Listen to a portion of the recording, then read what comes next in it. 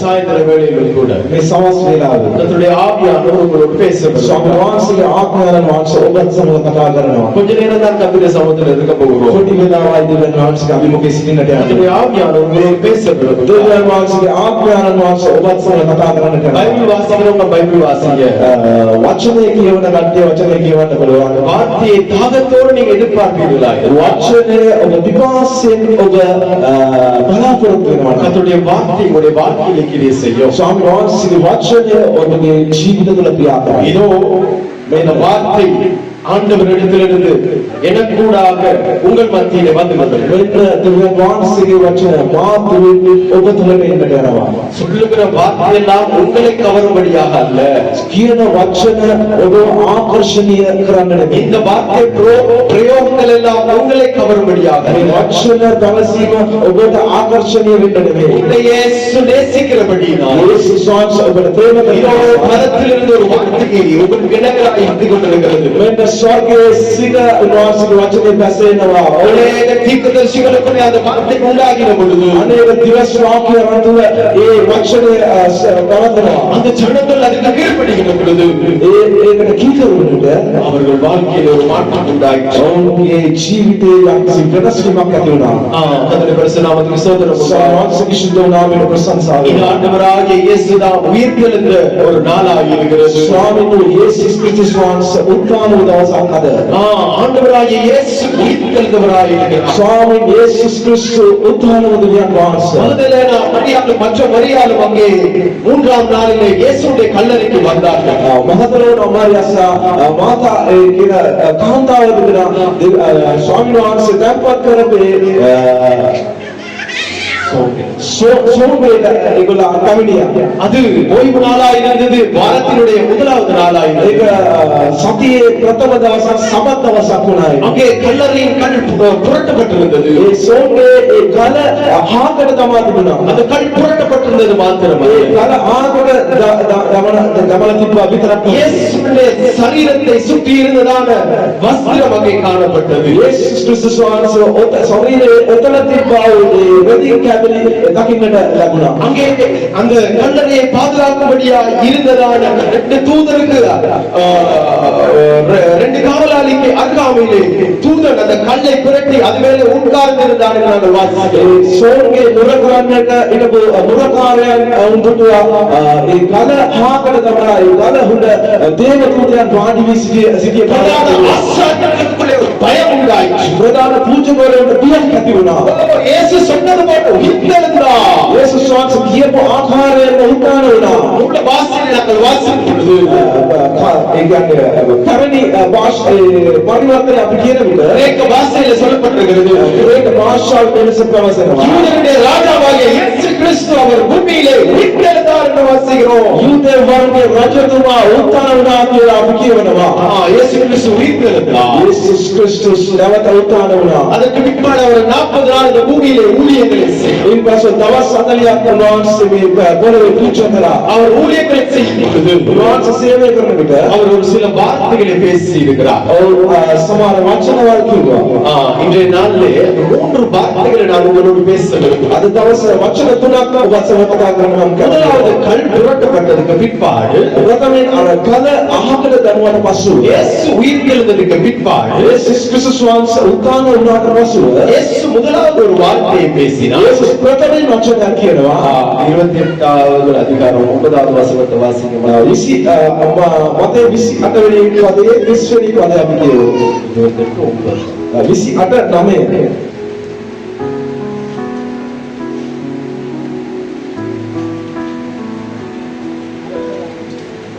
மத்தேயு சீஷர்களுக்கு அறிவிக்க போகிற போது இயேசு தாமே அவர்களுக்கு எதிர்பட்டு வாழ்க என்றார். அவர்கள் கிட்ட வந்து அவர் பாதங்களில் தழுவி அவரை வணங்கினார்கள். ஆமென் ஆமென். முதலாவது வார்த்தை ஆண்டவர் பேசுகிறார். ප්‍රථම වචනය කියනවා. வாழ்க என்று ஆண்டவர் சொல்லுகிறார். வாழ்க என்று ஆண்டவர் சொல்லுகிறார். උන්වහන්සේ සුබ කරනවා. இந்த ஈஸ்டர் தினத்துல මේ උත්තරන දවසේ ඊස්ටර් දවසේ நான் கொஞ்சம் உட்கார்ந்து ஜெபிச்சிட்டு இருந்த பொழுது මම යාඥා කරගෙන ඉන්න වෙලාවේ எனக்கு இப்படி தோணுச்சு. මට මෙවැනි ආකාරයෙන් ඇඟුණා. நம்முடைய இயேசு நமக்கு வாழ்த்துதல் சொன்னது போல යේසුස් වහන්සේ අපට සුබ පැතුව ආකාරයෙන් இந்த சபையினுடைய போதகர் உங்க எல்லாருக்கும் ஒரு வாழ்த்துதல் சொல்லப்பட்டு මේ සභාවේ පාලකවරයා ඔබට සුබ පතන්නට ඕනේ. விரும்புறீங்களா? ඔබ කැමති වෙනවද? விரும்புறீங்களா? කැමති වෙනවද? ஆமென். ආමේන්. யாராவது ஒரு வாழ்த்துதல் சொல்றதை நீங்க விரும்புறீங்களா? කවුරුහරි ඔබට සුබ පතනවා ඔබට කැමතිද? நம்முடைய பாஸ்டர் உங்களுக்கு வாழ்த்துதலை சொல்ல போகிறார். අපේ පාලකතුමා සුබ පතනවා. உங்கள் யாவருக்கும் சமாதானம் உண்டாவதாக. ඔබ සියයට සමාදානය වේවා. அப்போ இயேசு நம்மை வாழ்த்துறது மாத்திரமல்ல, යේසුස් වහන්සේ අපට සුබ පැතුව පමණක් නොවේ. நம்முடைய சபையின் போதகரும் கூட உங்களை வாழ்த்துதலை சொல்லுகிறார். සභාවේ පාලකතුමා ඔබට සුබ පැතුවා. நான் அதுக்கு பிற்பாடு யோசிச்சேன், ඊට පස්සේ මම කල්පනා කරා நம்முடைய உடன் ஊழியர்கள் கூட உங்களுக்கு ஒரு வாழ்த்துதலை சொல்ல வேண்டும். අපගේ උපකාර සේවකයන් බව සුබ පතන්නට ඕනේ. நம்முடைய பிரதர் டேனியல் நமக்கு ஒரு வாழ்த்துதலை சொல்ல போகிறார். உங்கள் யாவருக்கும் சமாதானமான உயிர்த்த ஞாயிறு உங்கள் யாவருக்கும் உயிர்த்தெழுதலுக்குரிய சமாதான வாழ்த்துதல் உண்டாகட்டும். ஆமென். உங்கள் யாவருக்கும் உயிர்த்தெழுதலுக்குரிய ஒரு சமாதானம் உருவாகட்டும். ඔබ සමට උත්තාන වූ යේසුස් වහන්සේගේ සාමය සමාදානය ලැබේවා. பாருங்க, இவங்க ரெண்டு பேருடைய வாயிலிருந்து புறப்பட்ட வார்த்தை சமாதானமாய் இருக்கிறது. මේ දෙදෙනාගේ මුඛයෙන් පිටවෙච්ච වචනේ සමාදානය. விசுவாசிகள் யாராவது சொல்ல விரும்புறீங்களா? අද ඉවන්තන් ඔබ කැමතිද සුබ පතන්න? சொல்லுங்க, இங்க யாராவது சொல்லிருந்தா நான் உங்களோட பேரை சொல்லிடுவேன். කවුරුද කියන්න නැත්නම් නම් වශයෙන් සඳහන් කරන්න. சீக்கிரமா சீக்கிரமா, டைம் இல்ல. பேரை சொல்லுங்க. சிஸ்டர் ஏஞ்சல் ஒரு வாழ்த்துதல் சொல்லுங்க பார்க்கலாம்.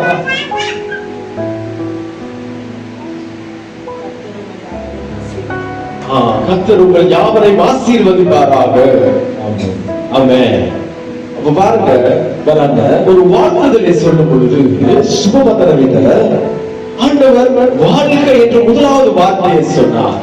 ඔහුගේ ඔහුගේ ප්‍රථම වචනයෙන් සුබ පැතුවා. இந்த உபவாச நாட்களுக்கு முன்பதாக මේ දිනවර කාලයක ප්‍රථමයේ உங்களுடைய வார்த்தையிலே வந்த வார்த்தைகள் என்ன என்பதை சற்று யோசித்து பாருங்கள். ඔබගේ මුඛේ පිටත්ච්ච වචනවල කොයි ආකාරයකින් කියලා පොඩ්ඩක් කල්පනා කරලා බලන්න. உயிர்த்தெழுந்த மனுஷனுக்குள்ளே நம்முடைய கர்த்தராகிய இயேசு கிறிஸ்து சொன்ன வார்த்தை வாழ்க என்று சொன்னார். උත්තාන වූ ක්‍රිස්තුස් වහන්සේ ප්‍රථමයෙන් කියපු වචනය සුබ පැතීමක්. ஆனால் விழுந்து போன சத்துரு நமக்கு என்ன சொல்லுகிறார்?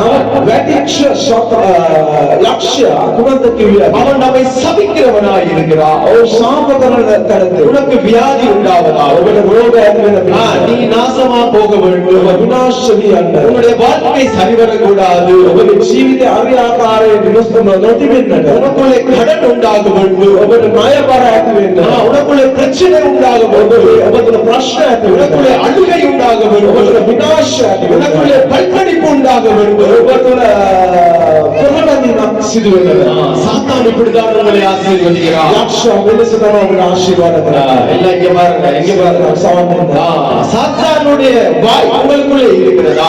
සත්‍යය சாத்தானுடைய வாய் உங்களுக்கு இருக்கிறதா? යක්ෂයාගේ මුඛය ඔබ තුළ තිබෙනවද? உங்களுக்கு வீட்டுக்கு பக்கத்துல இருக்கிறவங்களுக்கு என்ன சொல்றீங்க? ඔබගේ අසල්වැසියන්ට ඔබ කුමක්ද කියන්නේ? பிள்ளைகளுக்கு என்ன சொல்றீங்க? ඔබගේ දරුවන්ට ඔබ කුමක්ද කියන්නේ? நாசமா போன்னு சொல்றீங்களா? විනාශ වී ඵලයන් කියලා ඔබ இல்ல, කියනවා. நீ நல்லா இருப்பா என்று சொல்றீங்க. නැත්නම් ඔලින් ඉන්න කියලා ආශිර්වාද நீ කරනවා. ஆசீர்வாதமா இருப்பா என்று சொல்றீங்களா? ඔබ ආශිර්වාද ලබ්ධය කියලා කියනවා. இயேசுடைய வாய் உனக்கு உண்டாகி இருக்கிறதா? යේසුස් ක්‍රිස්තුස්ගේ මුඛය ඔබට තියෙනවා. அப்படியா இருந்தா එහෙමනම් நீ ஆசீர்வாதமா இருப்பா. ඔබ ආශිර්වාද உன்னுடைய ලබ්ධ வாழ்க்கை ஆசீர்வாதமா இருக்கு. ජීවිතය ආශිර්වාදයක් கடமையில்லாத ஒரு வாழ்க்கை வாழ்வா. ඔබ ණය බරක් නැති ජීවිතයක් பிரச்சனை வராது. ඔබට ප්‍රශ්නයක් ඇති වෙන්නේ பிரச்சனை නැහැ. வந்தாலும் நீ ஜெயம் பெறுவா. ප්‍රශ්න ආවත ඔබ ජය ගන්නවා. இதுதான் கர்த்தருடைய வாயாய் இருக்கிறது. මේක තමයි දෙවියන් වහන්සේගේ මුඛය. இந்த நாட்களுக்கு பின்பாடு මේ දවස් වලට පස්සෙ இந்த நற்செய்தி உன்னுடைய வாழ்க்கையில මේ இருக்கட்டும். සුබ ආරංචිය ඔබගේ ජීවිත තුළ තිබෙනවා. குடும்பத்தை ஆசீர்வதிக்க ஆரம்பி. පවුල් ආශිර්වාද කරන්න පටන් தொழிலை ஆசீர்வதிக்க ஆரம்பி. රැකියාව ආශිර්වාද කරන්න நண்பர்களை ஆசீர்வதிக்க ஆரம்பி. ඔබගේ මිතුරන්ට ආශිර්වාද කරන්න. விசுவாசிகளை ஆசீர்வதிக்க ஆரம்பி. ආශිර්වාද කරන්න පටන් ගන්න. உன்னுடைய நண்பர்களை ஆசீர்வாத வார்த்தை சொல்லு. ඔබගේ මිතුරන්ට ආශිර්වාද වචනේ පවසන්න. சபிப்பா என்றால் ඔබ சாப කරනවා. ශාප කරනවා නම් நீ யார் என்பதை யோசித்துக் கொள். ඔබ කවුද කියලා அந்த බලන්න. வாய் பிசாசுடைய வாயா இருக்கு. ඒ මුඛේ යක්ෂයාගේ මුඛය. அதற்கு இடம் கொடுக்க வேண்டும். ඒකට ඉඩ දෙන්න එපා. இயேசு வாழ்த்தினார். යේසුස් වහන්සේ සුබ පැතුවා. அந்த வாழ்த்துதலை நீங்கள் உங்களுடைய வாழ்க்கையிலே அறிக்கையிட வேண்டும். ඒ සුබ පැතීම ඔබගේ ජීවිතය ඔබ ප්‍රකාශ කරන්න ඕනේ. தேவ ஊழியரிடத்திலிருந்து உன்னை வாழ்த்துகிற சத்தம் இதோ உனக்கு கேட்டுக் கொண்டிருக்கிறது. දේව සේවකයන්ගෙන් ඔබ සුබමන ශබ්දය අඬවලා ඇසෙනවා. சபை உன்னை ஆசீர்வதிக்கிறதை நீ கேட்டுக் கொண்டிருக்கிறாய். සභාවේ ආශිර්වාද අඬව අසමිචිනවා. நான் இடத்துல அமைதலாய் உட்கார்ந்திருந்த பொழுது ස්ථානයේ නිශ්චල වාඩි වෙන විට போதகருடைய வாயிலிருந்து ஒரு வார்த்தை புறப்பட்டு வந்தது. පාලකතුමාගේ මුඛයෙන් වචනයක් පිටත් වුණා. நான் அனலைஸ் பண்ணி பார்ப்பேன். இது கர்த்தர் கொடுத்த வார்த்தையான நான் அனலைஸ் பண்ணி பார்த்து கொண்டே இருப்பேன். මා තුලින්ම මාව මේ වටහාගත්ත එක මොකක්ද මේ වචනය කියලා. நான் தொடர்ந்து எல்லா குண்டங்களையும் நான் பார்த்துட்டு தான் இருப்பேன். දිගට හැම දේවේකම බලාගෙන ඉන්නවා. ஒரு வார்த்தை பேசக்கூடாதா? එක වචනයක් කතා කරන්න ඕන விசுவாசி கூட அவர் பேச மாட்டாரா? අදින්වත් කතා කරන්න அந்த பொழுது ஒரு போர்டுல நான் அந்த வார்த்தையை பார்க்க மாட்டேனா? නැත්තම් මේ රාමුවක නැත්තම් බෝඩ්ගේ මම ඒ වචනේ පදේ කියවන්නේ නැද්ද?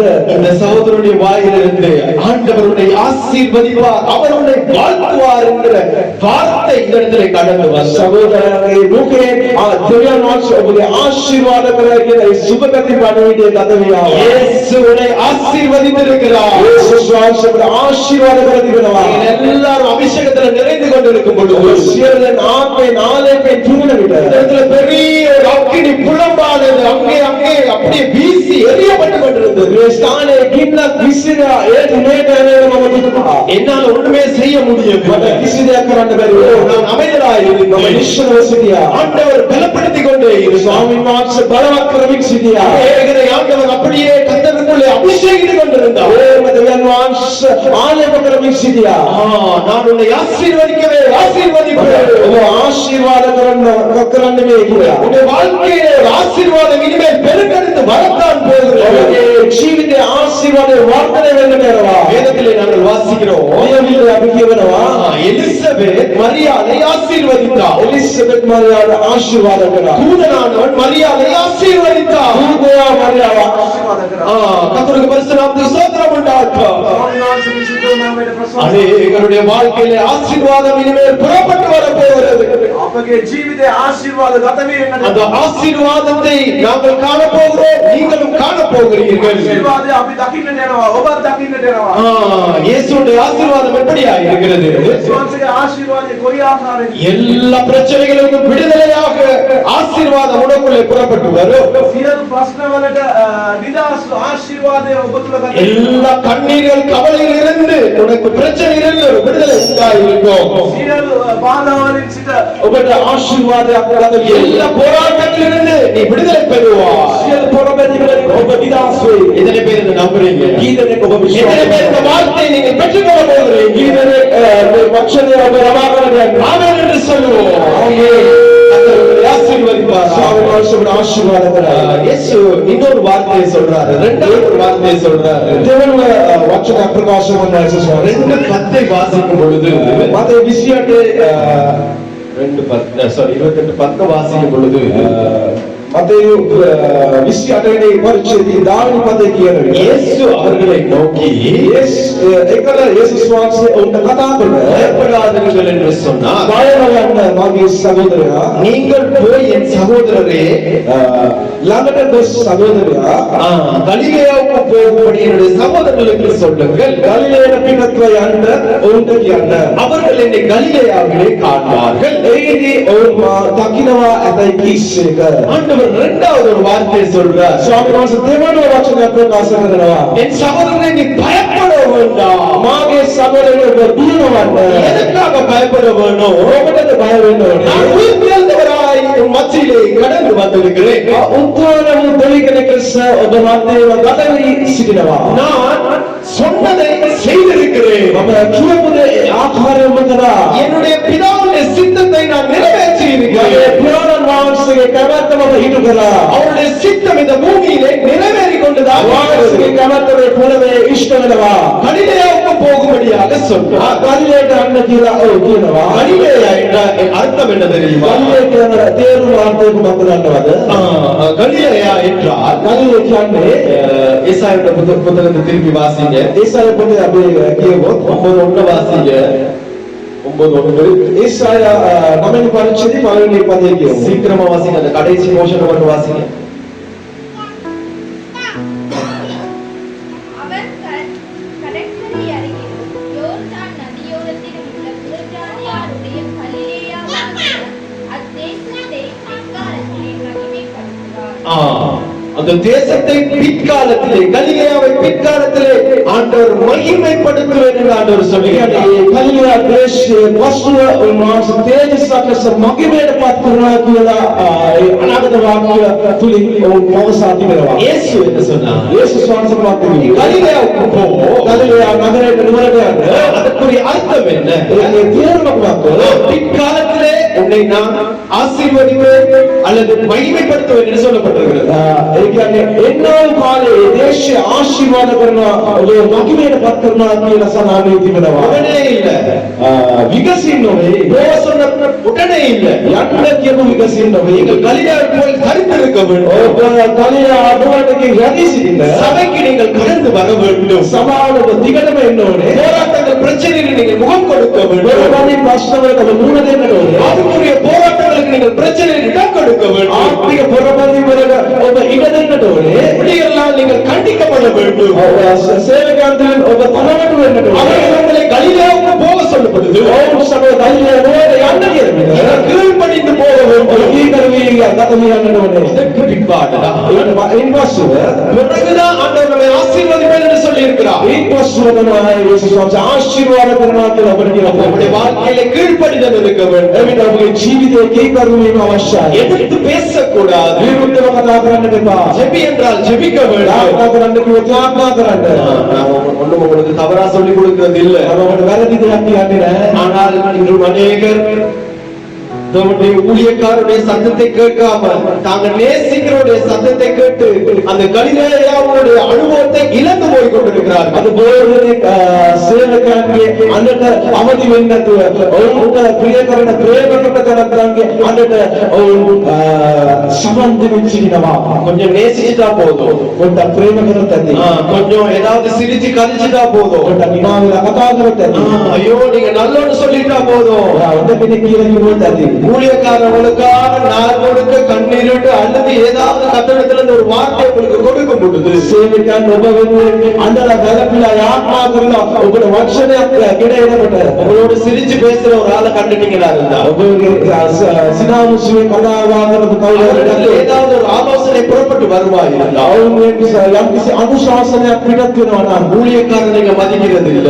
සේවකයන් ඔබ කරු කරන්නේ නැහැ. கர்த்தர் சொல்லுகிற வார்த்தையை நான் உனக்கு சொல்லுகிறேன். ස්වාමීන් වහන්සේ කියන වචනය ඔබට අද මම කියනවා. தேவ சித்தத்துக்கு மாறாக ஒரு காரியத்தை நீ செய்வாயா? ඔබ වහන්සේ කැමැත්තට විරුද්ධව යම්කිසි දෙයක් ඔබ කරනවා. அது உங்க வாழ்க்கையில் ஆசீர்வாதமாக இருக்காது. ඒක ඔබගේ ජීවිතේ ආශිර්වාදයක් වෙන්නේ නැහැ. சோதனைகளை நீ கடந்து போவாய். පරීක්ෂාවලින් ඔබ ගත වේයයි. பிரச்சனைகளை கடந்து போவாய். ප්‍රශ්නවල ගත වේයයි. அந்த பிரச்சனையில உனக்கு முடிவு வரும். ඔය ප්‍රශ්නවල ඔබට යම්කිසි තීන්දුවක් වෙයි. மாம்ச பிரகாரமான ஒரு முடிவு வரும். මාංශයක් ලෙස ඔබට තීන්දුවක් වෙයි. இந்த பூமியில எல்லாம் உனக்கு நிறைவா கிடைக்கும். මේ පොළවේ සියල්ල ඔබට සම්පූර්ණව ලැබෙයි. நீங்க ஏதாவது ஆண்டவர் கொடுக்குறீங்கன்னு சொல்லுங்க. යම්කිසි දෙයක් ඔබ දෙවියන් වහන්සේට දෙනවා නම් தசமபாவ காணிக்கையில கொடுக்குறீங்கன்னு சொல்லுங்க. රසයට පතු වෙන දේවල් ඔබ දෙනවා නම් நீங்க ஆசீர்வாதமா இருக்கலாம். ඔබ ආශිර්වාද ලබන්න පුළුවන්. போராட்டம் பிரச்சனை இல்லாம நீங்க இருக்கலாம். ප්‍රශ්නක් නැතුවත් ඉන්න පුළුවන්. ஆனா ஒரு விசுவாசி ஏழ விசுவாசி தொடர்ந்து கர்த்தருடைய சமூகத்துக்கு வந்து கொண்டே இருப்பாரு. නමුත් යම්කිසි දිලිඳු ඇදලිවන්තයෙක් දේව අභිමුඛයට නොකඩා එනවා. அவனுக்கு கார் இல்லாமல் இருக்கலாம். கார் இல்லாமல் இருக்கலாம். கார் இல்லாமல் இருக்கலாம். ඔවුන්ට මෝටර් කාර් එකක් නැති වෙන්න පුළුවන්. அவனுக்குள்ள சரீர பிரகாரம் ஆசீர்வாதம் இல்லாமல் இருக்கலாம். ඔවුන්ගේ ශරීර ප්‍රමාණයෙන් ආශිර්වාද නැති වෙන්න පුළුවන්. ஆனால் அவனுடைய ஆலோசனைக்கு காத்திருக்கிறான். නමුත් ඔවුන්ගේ අනුශාසනාවට இந்த பூமியில බලාපොරොත්තු ஆசீர்வதிக்கப்பட்டிருப்பாயா இருந்தால் මේ පොළවේ ආශිර්වාද ලැබුවේ නම් நீ சந்தோஷப்பட வேண்டாம். ඔබ සතුටු වෙන්න එපා. உனக்கு செட்டில்மெண்ட் இங்கே கொடுத்தாயிற்று. ඔබට සෙටල්මන්ට් එක මේ විදිහට வாழ்க்கையில போராட்டம் பிரச்சனை கண்ணீர் கவலை இல்லையா? ඔබගේ ජීවිතේ පොරබදින් ප්‍රශ්න නැද්ද? நீ எல்லாம் இந்த பூமியில சம்பூர்ணமாய் அனுபவித்துக் கொண்டிருப்பாயாக. මේ පොළවේ එවැනි දේවල් ඔබ සම්බන්ධයෙන් සිටිනවා உனக்கு இங்கவே செட்டில்மெண்ட் கொடுத்தாச்சு.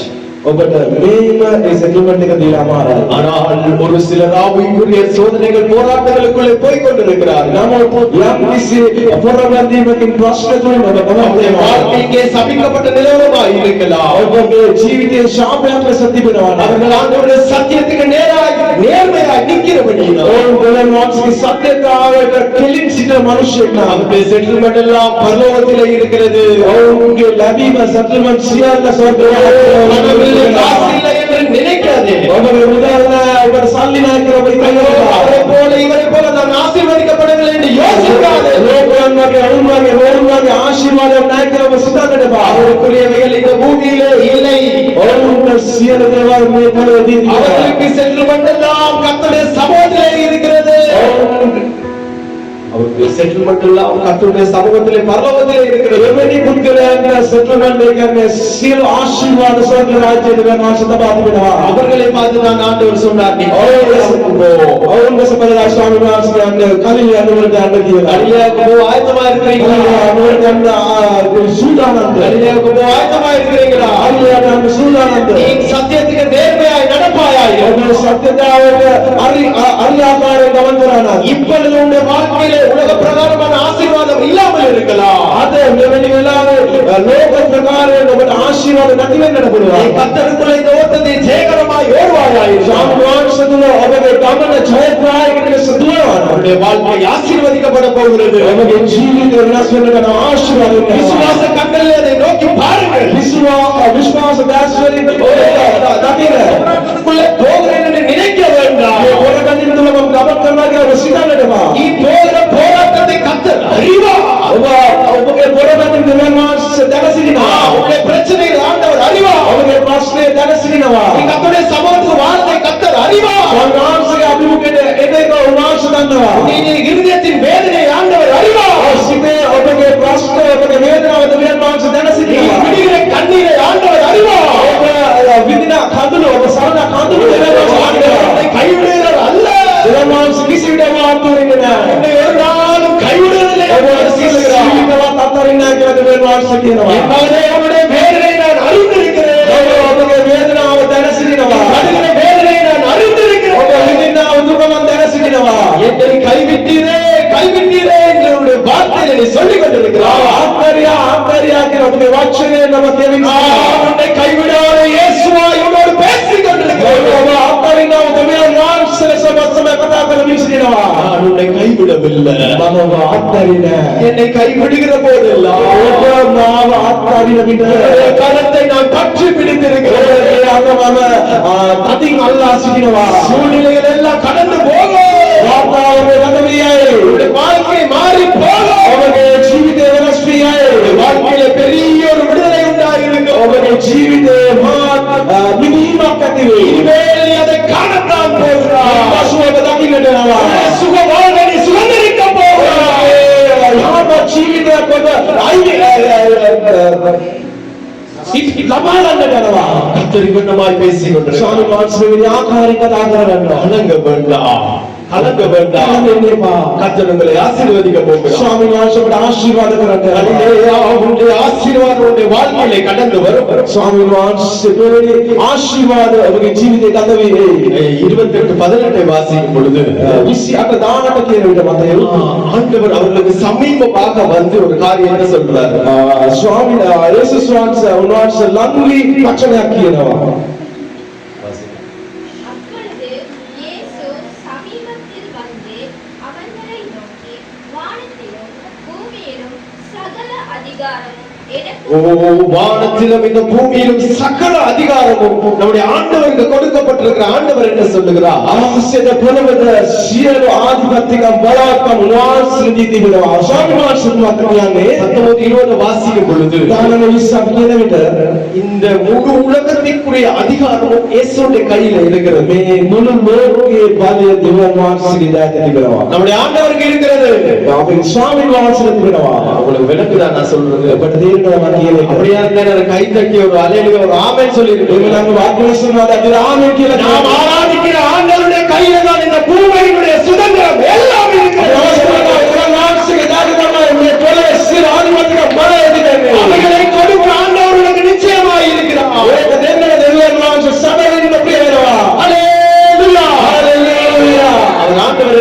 தெரியுமா? ස්වාමීන් වහන්සේ මට කියන්න දන්නවද? புறப்பட்டு போங்கள் என்று சொல்லுங்க. පිටට යන්න කියලා කියනවා. எதுக்கு புறப்பட்டு போக சொல்றாரு? ඔය පිටට යන්න කියන්නේ சொல்லுங்க பார்க்கலாம்.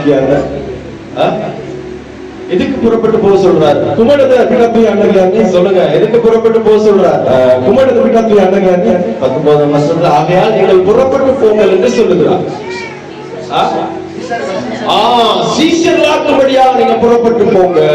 ගෝලයන් වෙන පිරිස ඔබ පිටත් යන්න. ஞானஸ்தானம் கொடுக்கும்படியா புறப்பட்டு போங்க. බෞද්ධ දෙන පිරිස පිටත් යන්න. கீழே உள்ள வசனத்தை வாசிக்கும் பொழுது පල්ලෙහාට වෙන වචන කියන විදිහට உபதேசம் பண்ணும்படியா புறப்பட்டு போங்க. ඔබ වචනය බෙදා ගන්න පිරිස ඔබ පිටත් යන්න. இப்படி புறப்பட்டு போகிறவர்களை එවැනි ආකාරයෙන් පිටත් යන තැන நான் எப்படி ஆசீர்வதிக்கிறேன் என்று சொல்றாரு. මම කොයි ආකාරයෙන්ද ආශිර්වාද කරන්න කියලා කියන්නේ. கடைசியில வாசிக்க பார்ப்போம். අන්තිම පදයේ කියමු. இதோ உலகத்தின் முடிவு பரியந்தம் சகல ஓ. நாட்களும் ஆடுகளுடனே கூட இருக்கிறேன். இப்படி புறப்பட்டு போகிறவர்களை මේව පිටත් යන තැනත් இதுக்கு முன்னாடி கிழமை இருந்த பிரசங்கத்திலேயும் ஆண்டவர் அப்படிதான் 2 சீஷர்களை அனுப்பும் பொழுது ஆண்டவர் கொடுத்த வெளிப்படுத்தல் நான் உங்களை அனுப்ப ஆயத்தமாயிருக்கிறேன் சொல்லிதான் பேசுறார். ගතවල දේශනාවෙත් මම කතා කරා දෙදෙනෙක් යවන්න දෙවියන් වහන්සේ කැමති වෙනවා. ඔබවත් ඒ වගේම යවන්න දෙවියන් වහන්සේ කැමති සිටිනවා කියලා මම කතා කරා. சபையினுடைய சரித்திர காரியங்கள் அல்லது எங்களுடைய முற்பிதாக்கள் சொல்லிவிட்ட காரியங்கள் என்ன தெரியுமா? සභාවේ ඉතිහාස කාරණාව නැත්නම් අපගේ කලින් කියවලු කියපු කාරණාවක් මොකක්ද වන්නවද? ஞானஸ்தானம் கொடுப்பது ஒரு மூப்பனுடைய கடமையா இருக்கிறது. බෞද්ධිස්මයේ දෙන්නේ වැඩිමහල් කෙනෙක්ගේ වගකීමක් කියලා කියනවා. சீஷனாக்குவது ஒரு விசுவாசனுடைய நன்னடத்தையை கண்டு அவர்களை சீஷனாக்குவது அது மூப்பனுடைய கடமையா இருக்கிறது. ගෝලයක් කරන්නේ ගෝලෙක් දී කරන්නේ ඔවුන්ගේ ජීවිතයේ හොඳ යහපත් දේවල් දැකලා ඔවුන් ඒ ස්ථානයට පත් කරන එක. இதுல இன்னொரு வார்த்தை ஆண்டவர் சொல்லுகிறார். තවත් වචනක් දෙවියන් වහන්සේ කියනවා உபதேசம் பண்ணும்படியாக දේශනා කරන පිණිස சத்தியங்களை அறிவிக்கும்படியாக සත්‍යතාවය දෙන්න පිණිස சுவிசேஷத்தை அறிவிக்கும்படியாக සුභ ආරංචිය දැනුම් දෙන පිණිස நீங்கள் புறப்பட்டு போங்கள் என்று அவருடைய வார்த்தை ඔබ சொல்லப்பட்டிருக்கிறது. පිටත්ව යන්න කියලා දෙවියන් වහන්සේගේ වචනේ කියනවා. இதை விசுவாசிக்கிறீங்களா? ඔබ විශ්වාස කරනවා. ஆண்டவர் உங்களோடு கூட இருக்க வேண்டுமா? දෙවියන් වහන්සේවත් සමග ඉන්න ඕනේ නම් நீங்க புறப்பட்டு போக வேண்டும். ඔබ ගතවි යන්න ඕනේ. நீங்க புறப்பட்டு போவீங்களா ඔබ இருந்தால் පිටත්ව යනවා නම් இயேசுவின் கடைசி விருப்பம் இதுவாக இருந்தது. යේසුස් වහන්සේගේ අන්තිම කැමැත්ත මේක වුණා. அடிக்கடி எங்களுடைய பாஸ்டர் சொல்லுவாரு, විතර විතර අපේ පාරමිතා කියනවා. இயேசுவின் கடைசி உயிர் இதுதான் பிரியமானவர்களே. යේසුස් වහන්සේගේ අන්තිම උෂ්ම මේකයි. இயேசுவின் கடைசி உயிர் இதுதான் பிரியமானவர்களே. යේසුස් වහන්සේගේ අන්තිම උෂ්ම මේක තමයි. இயேசுவின் கடைசி டீப் ஒரு உயிர் கடைசி காரியம், இயேசு சொன்ன காரியம், கடைசியில் எழுதி போன காரியம் இதுதான் பிரியமானது. ඒ කියන්නේ ඔක්කොම සමාන කරන්න පුළුවන්. යේසුස් වහන්සේ අන්තිමට ලියලා ගිය ඔක්කොම මේක තමයි. இதுதான் கடைசி விருப்பமாய் இருந்தது. මේක තමයි උන්වහන්සේගේ අන්තිම කැමැත්ත. நீங்கள் புறப்பட்டு போங்கள். ඔබ පිටත්ව යන්න. நீங்கள் புறப்பட்டு போகும் பொழுது ඔබ පිටත්ව යන්න. நான் உங்களோடு கூட இருப்பேன். ඔබ සමග සිටිනවා. நீ ஒரு ஆளுக்கு ஒரு சத்தியத்தை சொல்ல புறப்பட்டு போவாயா? යම් කිසි කෙනෙක් සත්‍යතාව ප්‍රවසන පිණිස ඔබ පිටත් වෙනවා. உயிர்த்தெழுந்த சாயந்தரமே මේ සවස් වේලාවේ இவரிடத்திலிருந்து ஒரு வார்த்தை உனக்குள்ளே புறப்பட்டு வருகிறது. ස්වාමීන් වහන්සේගේ වචනය ඔබතුල පිටත් වෙනවා. இதோ கர்த்தருடைய வார்த்தை உனக்குள்ளே புறப்பட்டு வருகிறது. ස්වාමීන් වහන්සේගේ වචනය ඔබතුල ගත වෙනවා. கண்களை மூடி பெற்றுக்கொள்வாயா? gas වසාගෙන ලබාගන්න. கண்களை மூடி பெற்றுக்கொள்வாயா? වසාගෙන ලබාගන්න. வார்த்தை விசுவாசத்தோடு எதிர்நோக்குவாயா? වචන විශ්වාස සම බලාපොරොත්තු இதோ இந்த வார்த்தை உனக்குள்ளே புறப்பட்டு வருகிறது. ඔබතුල එනවා. நீ புறப்பட்டு போ. ගත වෙනවා. நான் உன்னோட கூட இருப்பேன். සමග ඉන්න. நான் உன் வாயோட கூட இருப்பேன். ඔබගේ මුඛය நீ සමග அநேக ஆத்துமாக்களை ரட்சிக்கிற ஒரு ஆளாய் போ. அவலமான ஒரு வார்த்தை கர்த்தரிடத்தில் புறப்பட்டு வருகிறது. වචනක් දෙවියන් වහන්සේගේ கர்த்தரோடு பேசிக்கொண்டிருக்கிறார். ආශ්‍රව සමය කතා කරනවා. அநேக ஜாதிகளுக்குள்ளே ஆண்டவர் அனுப்ப வாஞ்சிக்கிறார். விசுவாசப்படாத, ඔබ අවිශ්වාස விசுவாசப்படாத, අවිශ්වාස කරන්න එපා. 4 நாள் உபவாச கூட்டங்களிலே ගත විය නිරාමය ආත්මාව ஆண்டவர் ஒரே ஒரு வார்த்தை அடிக்கடி சொல்லிக்கொண்டே මම විතේ විතර කියපු වචන இப்ரேயர் 3:12 வாசிக்கிறோம். ఏప్రిల్ 9 పరిచయం 12 పదం விசுவாச இருதயத்தை குறித்து ஒரு வார்த்தை சொல்லப்பட்டது. విశ్వాస ఆధారమైన వచన అవసానమైనవా 3:12 வாசிக்க சுருக்கம்.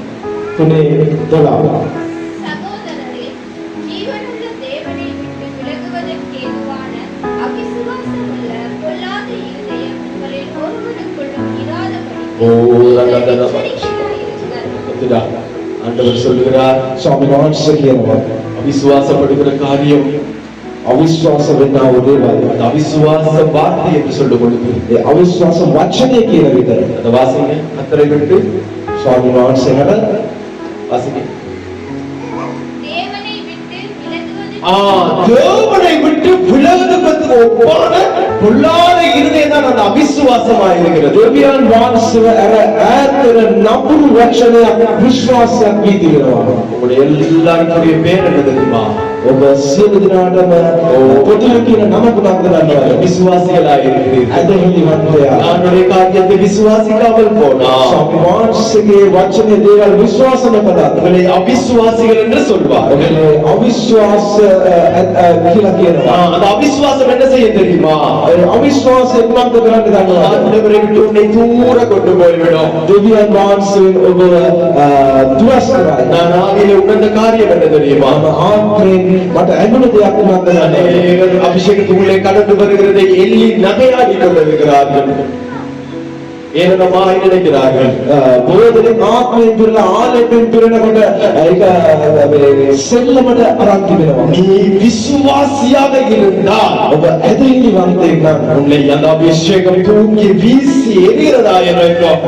ಒಬ್ಬ ಈ ಆಲಯಕ್ಕೆ ಉತ್ಸವ ವಿಸಿಖರನ அந்த அபிஷேகத்தை கர்த்தர் உனக்குள்ளே வைக்கதான் போகிறார். ಈ ಆಲಯಕ್ಕೆ ದಿವರಾಜ ಒಬ್ಬ ತವನ್ನ பூரண அபிஷேகத்தை பெற்றுக்கொள்ளதான் போகிறார். ಸಂಪೂರ್ಣ ಆಲಯದ ನವಾಗನ್ನಟ கர்த்தருக்காய் புறப்பட்டு போக ஆயத்தமாயிருக்கிறார். ವಾಸನೆ ಪಿಡಕ್ಕಾಗ ಸೂದಾನಮ ஒரு நிமிஷம் கர்த்தருடைய சமூகத்தில் எழுப்பி கொள்ளலாம். ಅವನಾದ ஆண்டவரே, எனக்குள்ளே அவிசுவாசம் இருக்கிறதா? ಮಾತುಲ ಅವಿಶ್ವಾಸ ದಿವರಾನ எனக்குள்ளே அவிசுவாசம் இருக்கிறதா? ಮಾತುಲ ಅವಿಶ್ವಾಸ ದಿವರಾನ உம்மை விட்டு தூர போகிற எனக்குள்ளே அவிசுவாசம் இருக்கிறதா? ಯಾರ ದುರಾಶ್ರಯನ ಅವಿಶ್ವಾಸಕಮ ಮಾಡದಿಲ್ಲ நான் உங்களை விசுவாசிக்கிறேன் ஆண்டவரே.